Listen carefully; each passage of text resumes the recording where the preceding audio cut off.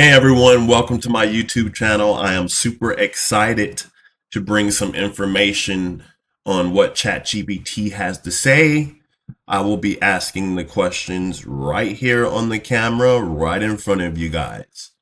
And if you like this content, please subscribe and share definitely.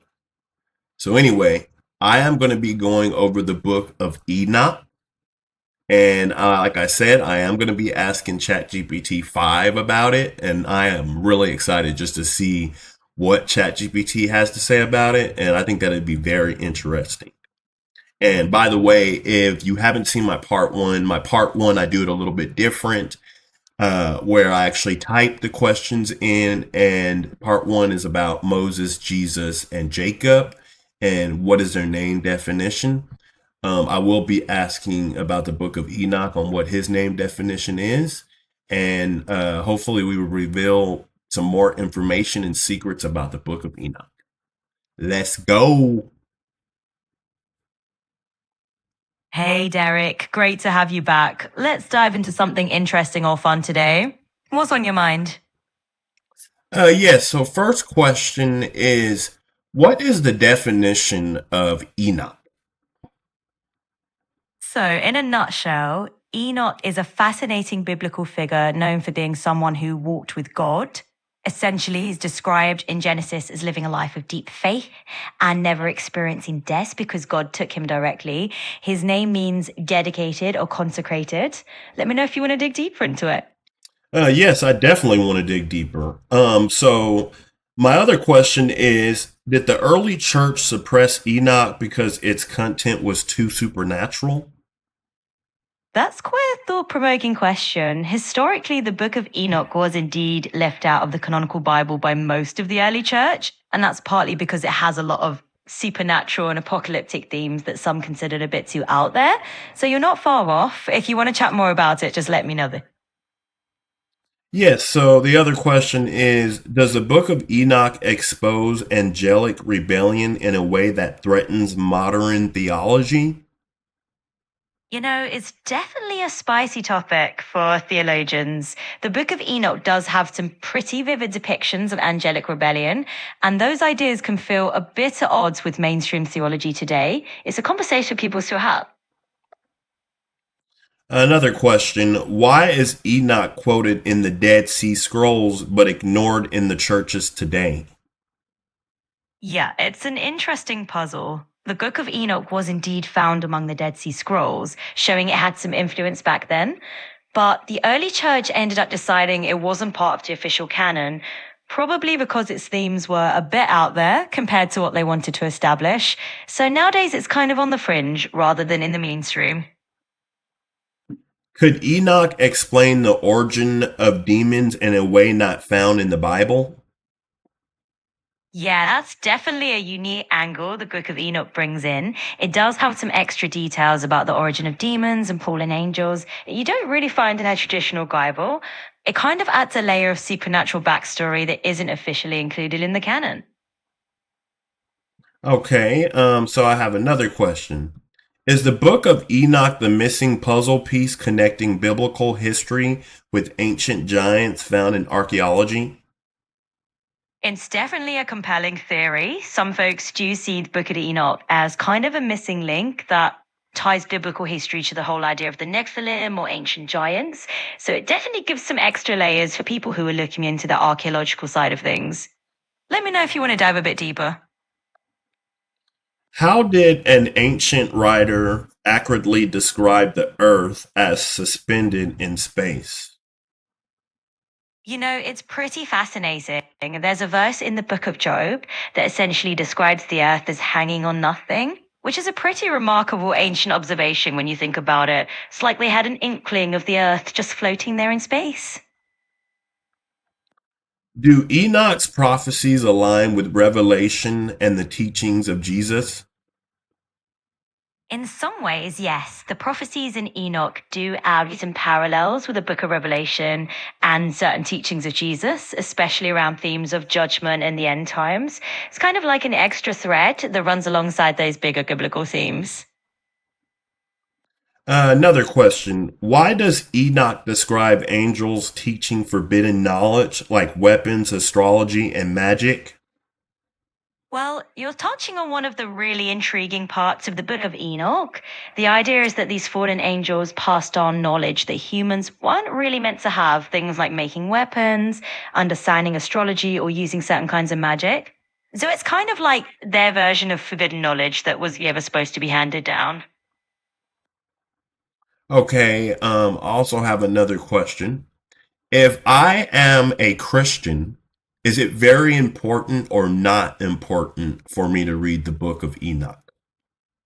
I'd say it really depends on your personal curiosity and how deep you want to dive into extra biblical texts. For a lot of Christians, the core is really the Bible itself. But if you're interested in historical context or some of those extra layers about angels and ancient stories, the Book of Enoch can definitely be an interesting read. It's not a must have for your faith, but it can be a fun exploration if you're curious. Why was the Book of Enoch removed from the Bibles and who made that decision? Well, it's a bit of a historical journey. Basically, church leaders in the early centuries made decisions about which books would be part of the official biblical canon. And the Book of Enoch didn't quite make the cut for most traditions. They decided it didn't align closely enough with the core teachings, or it had themes that were a little too out there. So that's how it ended up being left out by most mainstream Christian canons. Okay, and one more question from my audience. If they do not know who Enoch is, what is the Book of Enoch about? Sure. So the Book of Enoch is basically an ancient Jewish text attributed to Enoch, who's a pretty mysterious figure mentioned in the Bible as someone who walked with God. The book dives into all sorts of interesting things like visions, angels, and even some end of days prophecies. It's not part of the standard Bible for most Christian groups, but it's definitely a fascinating read if they're curious. Is there any other secrets that I need to know about Enoch? Well, one fun tidbit is that the Book of Enoch has these really vivid stories about the Watchers, these angels who basically came down and got involved with humans, and that led to a whole bunch of drama. It's definitely one of those hidden gems of ancient literature that adds a whole different flavor to the stories people might already know. If I read the Book of Enoch, would it change my mind about some of the things in the Bible? It might give you some new perspectives, sure. I mean, it won't necessarily change your core beliefs, but it could add some interesting layers or make you think a bit differently about certain stories. It's kind of like diving into a bonus chapter of ancient context. Okay, well, that's all the questions I have today. Is there anything else I need to know about the Book of Enoch?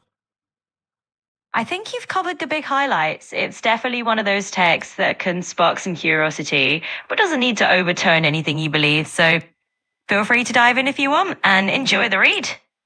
All right, thank you so much. Bye bye. Absolutely, Derek, you got it. I'm always here if you want to dive into more fun topics. Take care. All right, y'all. So that was ChatGPT's perspective on the Book of Enoch. It actually told me a lot of things that I did not know. So I'm probably going to give it a read. Maybe you guys want to give it a read. Well, anyway, so one more thing. I want to ask you guys three different questions, and I want you guys to put it in the chat box. So the first question: should the Book of Enoch be added back into the Bible? Have the question in abbreviation, and then I want you to write a 1 for yes or 2 for no. The other question is: do you believe the Watchers were real supernatural beings? The question in abbreviation, and 1 for yes and 2 for no. And the last question is: Enoch a historical truth, ancient myth, or divine revelations?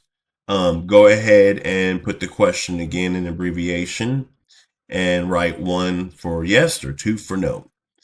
And I would also like you guys to message me in the chat box if you have any other ideas that you want me to, or names or whatever in the Bible you want me to go over with ChatGPT 5. Other than that, I can't wait. This is going to be a super fun adventure. on diving in. And I love ChatGPT because it gathers up all the information off the internet basically at once and gives you the best advice. And I also have mine already on fact check. So everything that ChatGPT is going over, it should be a fact. So if any of you guys are doubting that, everything should be fact checked. So, but anyway, I really hope you guys like this video. If you want to see more content like this, please subscribe and share my video.